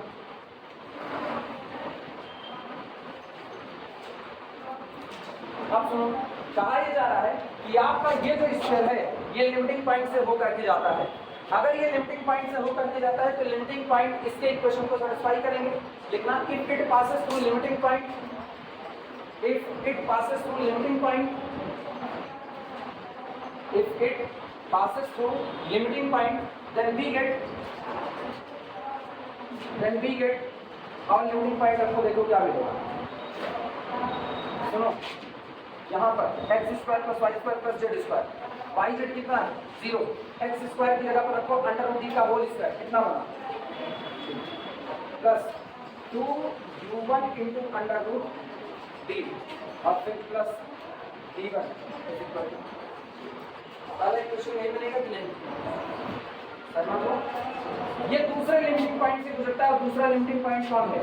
Minus under root d comma 0, तो क्या बनेगा? d minus 2u1 under root d और प्लस d1 नोट कर। अगर स्फीयर लिमिटिंग पॉइंट से गुजरता है तो लिमिटिंग पॉइंट, दोनों लिमिटिंग पॉइंट स्फीयर के इक्वेशन को सैटिस्फाई करेंगे, और सैटिस्फाई करेंगे दोनों रख करके मुझको दो इक्वेशन मिल चुका है। सॉल्व करके जरा u1 की और d1 की वैल्यू बताओ, u1 और d1 कितना आएगा? सॉल्व कर सकते हो, दोनों को आपस में से घटा लो,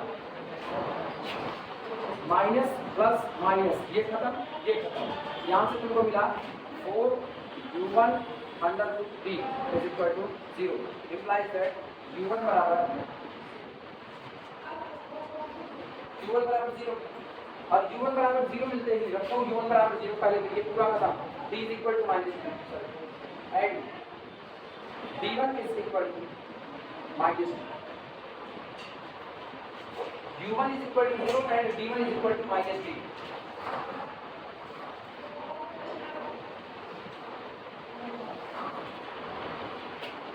हो गया?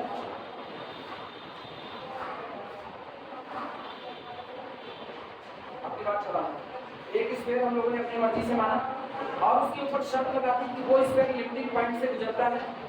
लिमिटिंग पॉइंट से वो जैसे ही गुजरा तुरंत उसको पता चल गया पूरे स्फीयर पे जहां u1 है तो u1 की वैल्यू एक्चुअल में क्या होगी 0, और जो आपका ये कांस्टेंट d1 लगा ये कुछ और नहीं, ये पुराना वाला जो d कांस्टेंट यहाँ था वही d वहां पर होगा।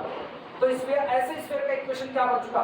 तब वो स्फीयर जो लिमिटिंग पॉइंट से गुजरता है उसका इक्वेशन होगा summation x square plus 2 v1y plus 2 w1z plus d is equal to d बराबर कितना? d1 is equal to minus. Then equation of sphere b, लिखो, then equation of sphere b, then equation of sphere b हम लिख रहे हैं summation x square plus 2 v1 y plus 2 w1z minus d equal to 0।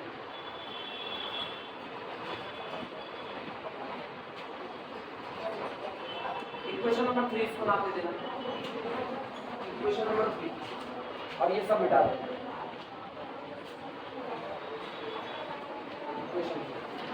अब जो साबित करना है वो बात अब अरे ये जो आपका स्फीयर 3 आया है, ये वो स्फीयर है जो लिमिटिंग पॉइंट से गुजरता है। ये स्फीयर इस पूरे सिस्टम में मौजूद स्फीयर को कैसा कट करेगा? ऑर्थोगोनली। तो कंडीशन ऑफ ऑर्थोगोनलिटी अप्लाई करो। Now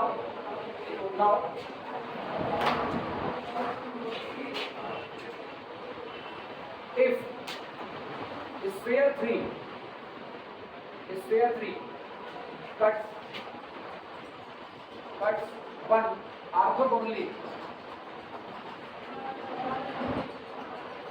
cuts one orthogonally, then 2 u1 u2 plus v1 v2 plus w1 w2 is equal to d1 plus d2।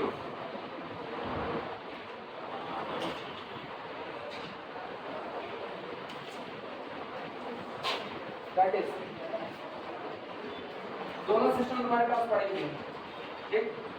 दोनों सिस्टम से u1 u2 v1 v2 w1 w2 की value रखने की शुरुआत। यहाँ पर u1 बराबर कितना है? u, तो 2 इंटू u इंटू वहाँ u1 कितना है? 0 प्लस यहाँ v1 बताओ, v1 0 है ही नहीं, इंटू यहाँ पर प्लस यहाँ पर w1 कितना है? 0 और इंटू यहाँ से हो गया w is equal d1 plus d2। यहाँ पर d1 बोलो d और यहाँ पर माइनस, ये कितना आया और ये कितना? दिस इंप्लाइज दैट 0 बराबर 0 for any value of v1 w, क्योंकि u तो पहले ही 0 हो चुका था। u1 की वैल्यू तो आप निकालें, u1 बराबर कितना हो गया? 0, और v1 w1 ने कोई शर्त लगाई ही नहीं, ये कह रहे जो मर्जी v1 ले लीजिए, जो मर्जी w1 ले लीजिए, 0 बराबर कितना आएगा? 0। इसका मतलब कंडीशन ऑफ ऑर्थोगोनलिटी कभी भी फेल नहीं होगी। Implies that cut each other orthogonally. पहले ये पूरा क्यों लैंग्वेज बोलेंगे, for any value of v1 and w1 को लिख लेना, बताना हो गया। Hence sphere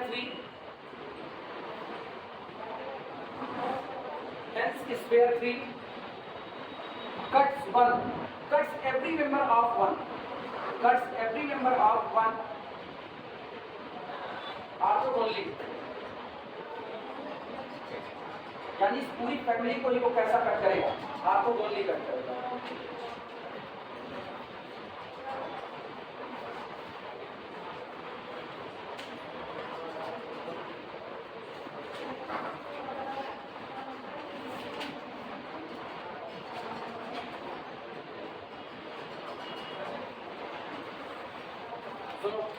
किताब में क्वेश्चन नंबर 2 जो है, क्वेश्चन नंबर 2 हम पढ़ रहे हैं, सुनो ध्यान से। प्रूव दैट, हम लिखते हैं, ये हम नहीं करेंगे, तुमको करना है।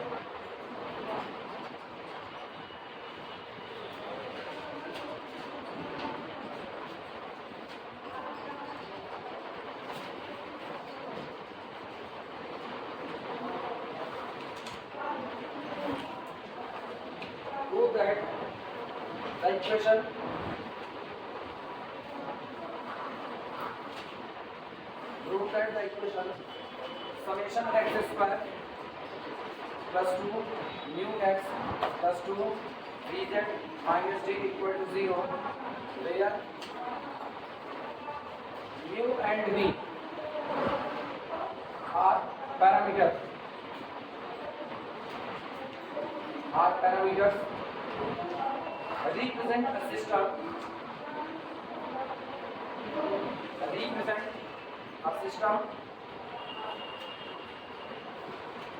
represent a system of sphere, a system of spheres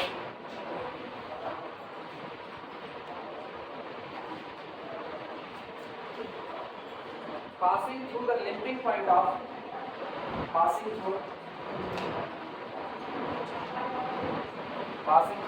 the limping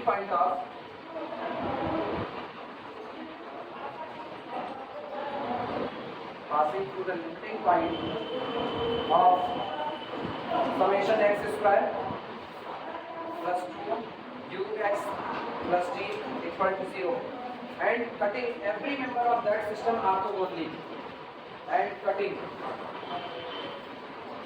every member of that system orthogonally.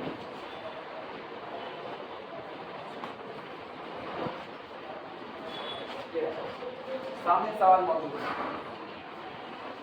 ये तुमने लगा दी, ये तुम लगाओगे क्योंकि हम इसको लगा चुके हैं।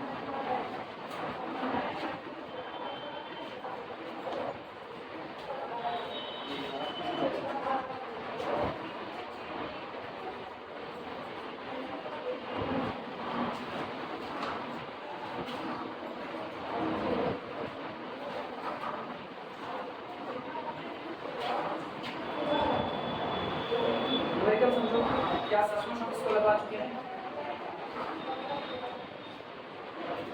Prove that equation this where mu and v are in mu and nu होना चाहिए।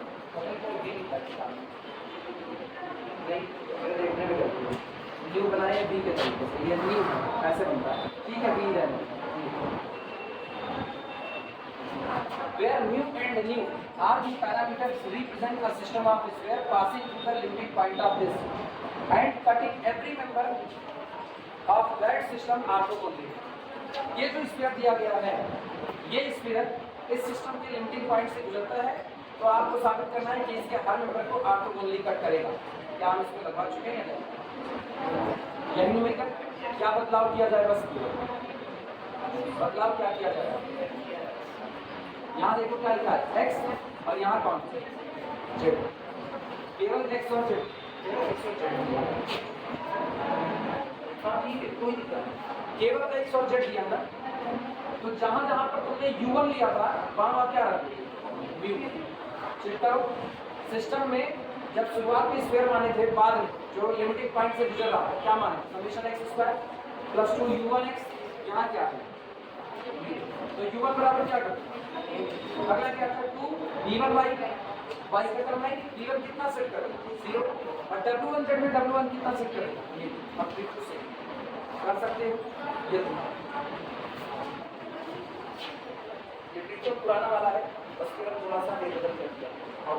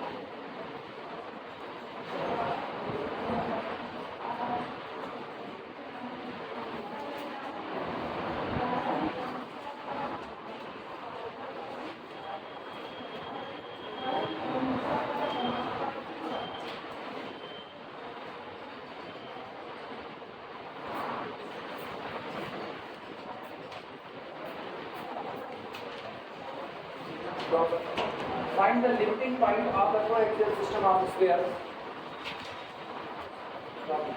Find the limiting point. Find the limiting point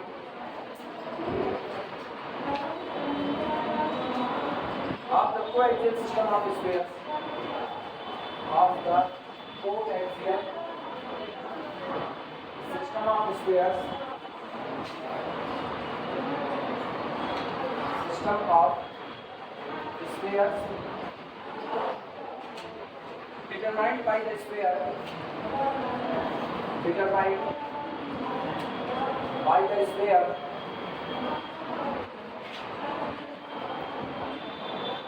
determined by the spheres और स्क्वायर का इक्वेशन दिया है summation x square plus 3x minus 3y summation x square plus 3x minus 3y plus 6 is equal to 0 gamma summation x square minus 6y minus 6z summation x square minus 6y minus 6z plus 6 is equal to 0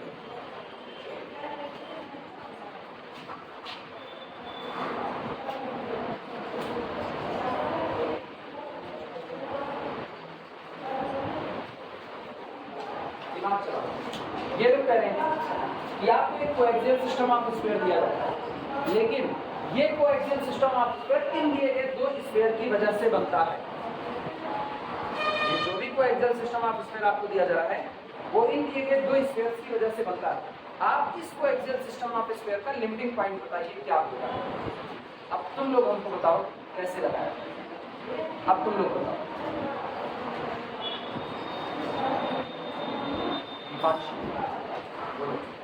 कैसे लगाया जाए। सारे लोग सोचो कोई एक हमको रास्ता बताओ पहला काम बताओ। अब दिमाग चलाओगे नहीं पता चलेगा ना हम खाली छपा रहे हैं। अभी मेरे को फील आया हम खाली छपा रहे हैं। ऐसे में आप पूछो ना मैक्सिमम मेथड तुम्हारे लिए छोड़ने ही पड़ेगा तो मेहनत करो लगाओ इसे। अब इस कंडीशन चल रहा है भैया एग्जाम टाइम में हमारे पास सब कुछ है।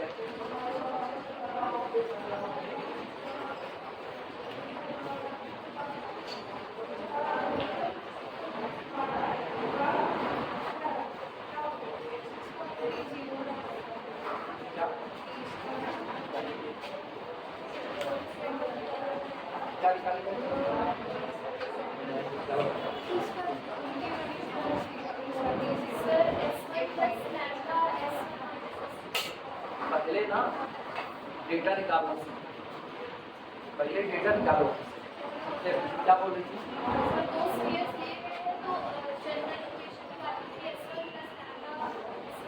इसका जनरल कोएक्सियल सिस्टम का जनरल इक्वेशन एक फिर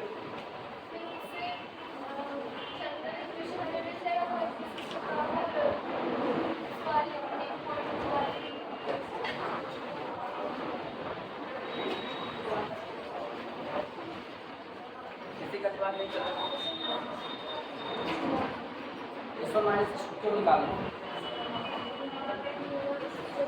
पहले मुझको ये बताओ एसोल माइनस एस2 को रेडिकल पेज में क्यों निकालें? रीजन क्या है निकालने? लिमिटिंग पॉइंट उस पर लाई करेगा इसलिए निकाल। लिमिटिंग पॉइंट रेडिकल पेज पर लाई करेगा इसलिए रेडिकल पेज को निकाल।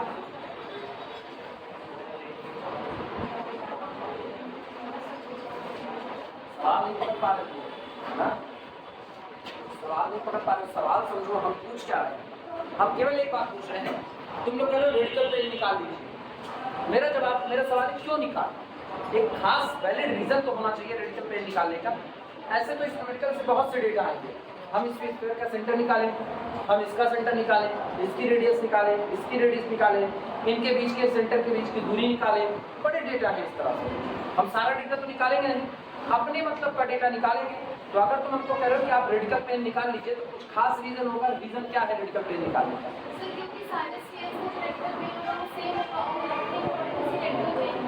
इसलिए उसको निकालना जरूरी है। लिमिटिंग पॉइंट रेडिकल पेन पर लाई करेगा केवल इसीलिए उसको निकाला जाएगा।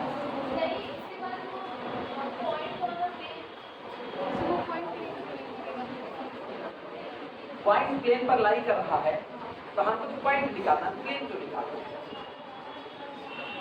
सवाल तो ये है ना, हमको निकालना लिमिटिंग पॉइंट है।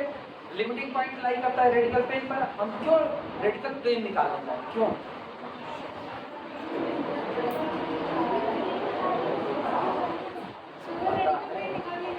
सवाल लगा भी लोगे तब पर तुमको पता ही नहीं तुम ऐसा कर क्यों रहे हो। फिर ये तुम तुक्का बैठा रहे हो। अच्छा ऐसा करने से मेरा आंसर आ गया, सर ने ऐसा कराया था इसलिए ये हुआ नहीं। सवाल पढ़ो, डेटा वो बताएगा। सवाल पढ़ो जरा क्या लिखा गया है, पढ़ो खुद से पढ़ो, हम नहीं पढ़े, खुद से पढ़ो। क्या लिखा गया? धीरज उठो और जोर से इसको पढ़ो, ये क्या लिखा गया? आप सिखाना पड़ेगा यार, मजबूरी है, तुम लोग सीखना नहीं कर क्या लिखा? पहले जनरल इक्वेशन निकाल यार इतने तेज ना पढ़ भैया, डेटा निकालना है, प्रेम से बतियाओगे तभी कुछ बताएगा, नहीं तो कुछ नहीं बताएगा। किसी से इंफॉर्मेशन, मेरे से इंफॉर्मेशन चाहिए, सर क्या खाते पीते हैं, तो बड़े प्रेम से पूछोगे ना कि आते धमका है सर, बताइए क्या खाते हैं, बताइए, ऐसे थोड़ी होगा। आराम से पूछोगे तो बताएंगे यार धीरज कुछ नहीं, बीट पाट खाते हैं, बताओ। Find the limiting points of the coaxial system. हमें कोएक्सियल सिस्टम का लिमिटिंग पॉइंट्स प्राप्त करना है of sphere determined by the sphere is non. आप सुनो, उसने क्या कहा? उसने कहा आप एक कोएक्सियल सिस्टम का लिमिटिंग पॉइंट निकालिए। सवाल उठता है किस कोएक्सियल सिस्टम का? जवाब मिलता है उस कोएक्सियल सिस्टम का लिमिटिंग पॉइंट जो कोएक्सियल सिस्टम इन दिए गए दो स्फीयर की वजह से डिटरमाइंड होता है। और याद करो, अगर आपको कोएक्सियल सिस्टम नहीं दिया गया है और उसके बाद भी आपसे लिमिटिंग पॉइंट मांग रहा है, तो सबसे पहले आपको कोएक्सियल सिस्टम ऑफ स्फीयर निकालना पड़ेगा। जिस सिस्टम का लिमिटिंग पॉइंट निकालना है वो सिस्टम तुम्हारे हाथ में है ही नहीं, तो क्या तुम उसका लिमिट पॉइंट निकाल सकते हो? तो पहले तो सिस्टम को निकालो, और सिस्टम बनता कितने लोगों की वजह से? दो लोगों की वजह से। अगर S1 और S2 की वजह से सिस्टम बना है तो उसमें एक हिस्सा स्फीयर S1 लगेगा और दूसरा हिस्सा S1 - S2 रेडिकल प्लेन लगेगा। तो मुझको कोएक्सियल सिस्टम ऑफ इक्वेशन निकालना है, इसलिए मुझको रेडिकल प्लेन चाहिए। अब तुम्हारा आंसर वैलिड होता है कि S1 + lambda S1 - S2 = 0 is our coaxial system of sphere. अब वैलिड हुआ। तो पहले तो ये पता करो ना, कोई चीज निकाल ही क्यों रहे? सामने वाला पूछ लिया क्यों निकाल, बताओ है कोई जवाब क्यों निकाल रहे हो? जवाब ये नहीं है कि लिमिटिंग पॉइंट रेडिकल प्लेन पर लाई करेगा स्फीयर, नहीं यार, वो लाई करे ना करे, वो एक नहीं, वो दुनिया के कई प्लेन पर लाई करेगा। हम सारे प्लेन थोड़ी निकालेंगे। रेडिकल प्लेन हम इसलिए निकाल रहे हैं, इसलिए नहीं कि लिमिटिंग पॉइंट उस पर लाई, इसलिए क्योंकि इसी रेडिकल प्लेन की वजह से कौन बनेगा? कोएक्सियल सिस्टम ऑफ स्फीयर बनेगा। और जब तक कोएक्सियल सिस्टम ऑफ स्फीयर नहीं बनाओगे, जब तक सिस्टम ही नहीं बना, तब तक सिस्टम के लिमिट पॉइंट की बात कैसे करोगे? क्यों नहीं कर पाएंगे वो सुनो। क्योंकि पूरे सिस्टम की रेडियस बराबर करनी है क्या? 0। पूरा सिस्टम जो निकल करके आया उस पूरे सिस्टम की रेडियस को क्या करोगे? 0। और 0 करने के बाद आपको एक पॉइंट मिलेगा, that point known as the limiting point. तो सिस्टम की रेडियस तभी 0 कर पाओगे जब तुम्हारे हाथ में सिस्टम होगा। सिस्टम तुम्हारे हाथ में तब होगा जब तुम्हारे हाथ में रेडिकल प्लेन होगा, क्योंकि तब सिस्टम लिखा जाता है S1 + μ × radical plane is equal to कितना? 0। अभी पल्ले पड़ा, क्यों निकाला जा रहा है पहले यही सीखो। ये मत सीखो कि हम ऐसा कर रहे हैं, हम ऐसा क्यों कर रहे हैं, पीठ पीछे उसका लॉजिक सीखो, ये ऐसा हो क्यों रहा है।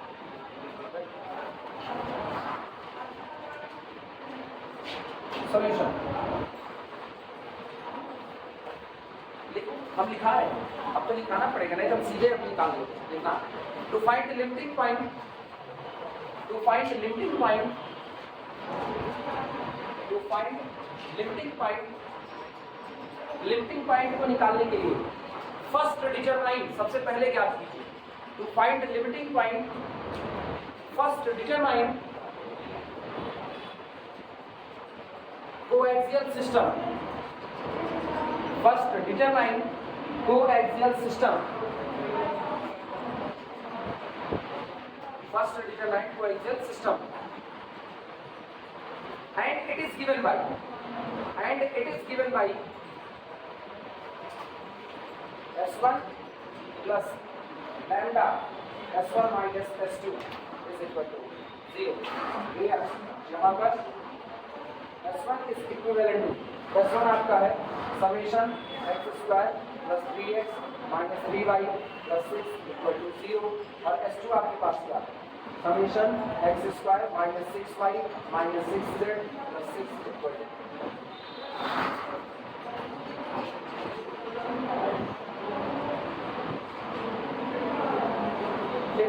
चलो कोएक्सियल सिस्टम आप इसमें लिखो। So coaxial system is, so coaxial system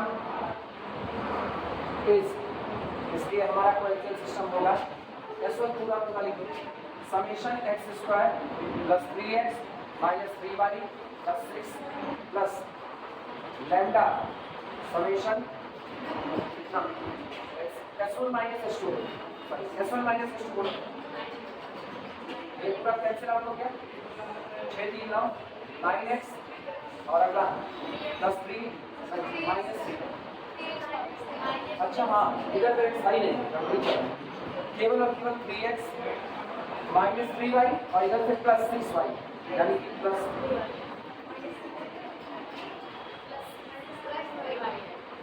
बताएंगे कि -y कितना प्लस, तो +6y और -3y बचा कितना +3y। और फिर अगला देखना बताएंगे कि ये कितना +6z बराबर सिंप्लीफाई कर लो इसको पूरा, सिंप्लीफाई करके उत्तर क्या आएगा। और x y जब के कोएफिशिएंट बैलेंस करना, this implies that summation x² plus divide बढ़ाना 3x लैम्डा और इधर से कितना 3x, तो क्या काउंट करेंगे x को, केवल x को काउंट बस 3 + 3 है 2ux, ये क्या देगा 2ux प्लस अगला कौन 3 लैम्डा y प्लस 3 लैम्डा और अगला +6 लैम्डा z। हाँ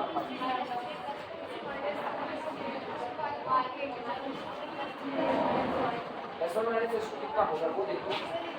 S1 माइनस S2, अच्छा एक ये और एक ये,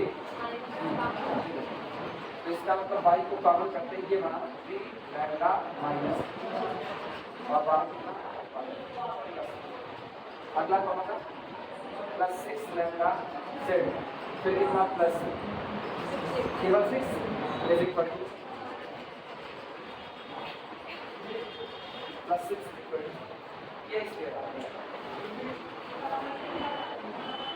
अब इसका सेंटर पहले निकालो, तो इस सेंटर निकालोगे तो सेंटर बनेगा -u - v और -w, या चाहे तो सीधे रेडियस निकाल सकते हो, चाहे तो सीधे रेडियस निकालो, रेडियस कितना दोनों निकालो, सेंटर होगा इसके कोएफिशिएंट का आधा विद नेगेटिव साइन, x के कोएफिशिएंट का -3 आया ना। अगला कॉमा y के कोएफिशिएंट का आधा और उसका नेगेटिव, यानी 3 - लैम्डा। अगला कौन होगा 3 लैम्डा।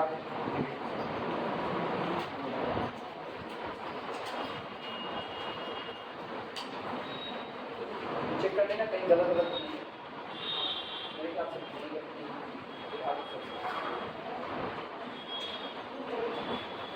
अब इसकी रेडियस निकाल करके बराबर करो 0।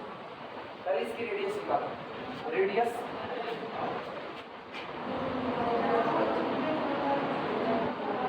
Is equal under root u square 3 + 3 lambda by 2 का whole square plus u square plus v square 3 - 3 lambda by 2 का होल स्क्वायर और फिर प्लस 3 का 9 lambda square minus d।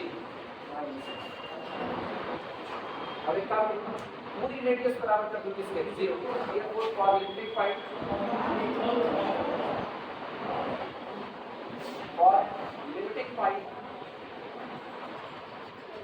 Radius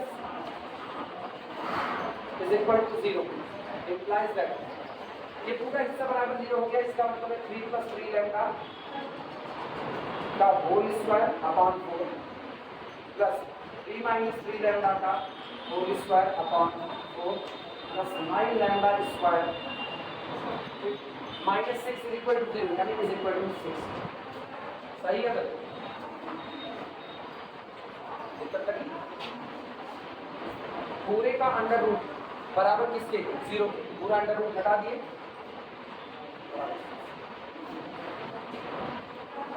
clear हुआ। सिंप्लीफाई करके लैम्डा की वैल्यू निकाल दो, काम हो चुका। केवल सिंप्लीफाई करो, लैम्डा की वैल्यू निकालो।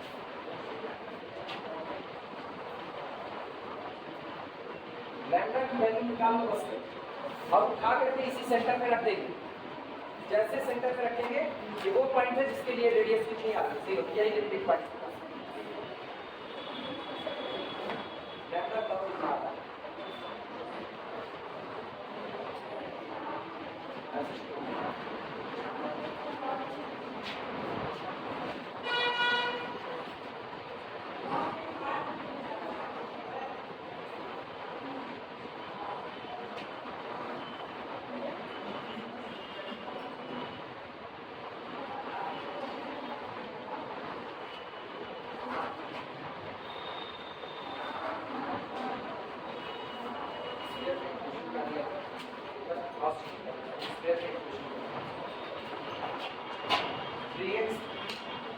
3y plus 6 फिर कितना था minus 6y minus 6z plus 6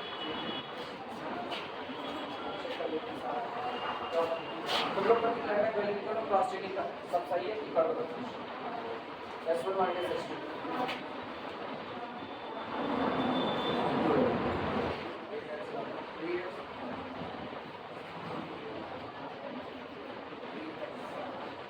minus y1 plus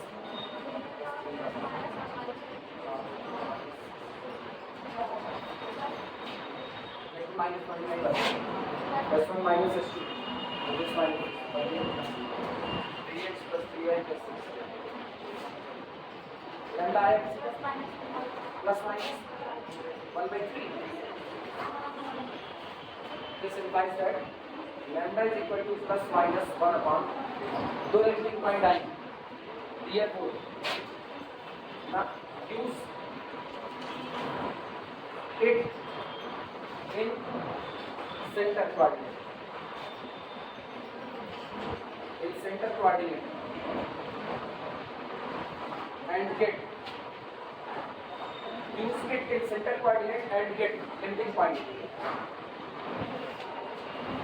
limiting point अब एक ही काम करोगे जब लैम्डा की वैल्यू प्लस माइनस 1/3 मिली है ना उठा करके ये वैल्यू यहाँ सेंटर वाले में रखते हो सेंटर में रखते ही तुमको कोऑर्डिनेट मिल जाएंगे देखो सबसे पहले 1/3 ले रहे हैं दिमाग चलाना 1/3 ये 3 से 3 कैंसिल आउट हुआ -3 -1 -4 अपॉन 2 दैट इज -2 तो पहला हो जाएगा कितना ले रहे हैं 1/3 ना तो 1/3 और 3 कैंसिल आउट 3 -1 दैट इज 2 2 से 2 कैंसिल आउट कितना हुआ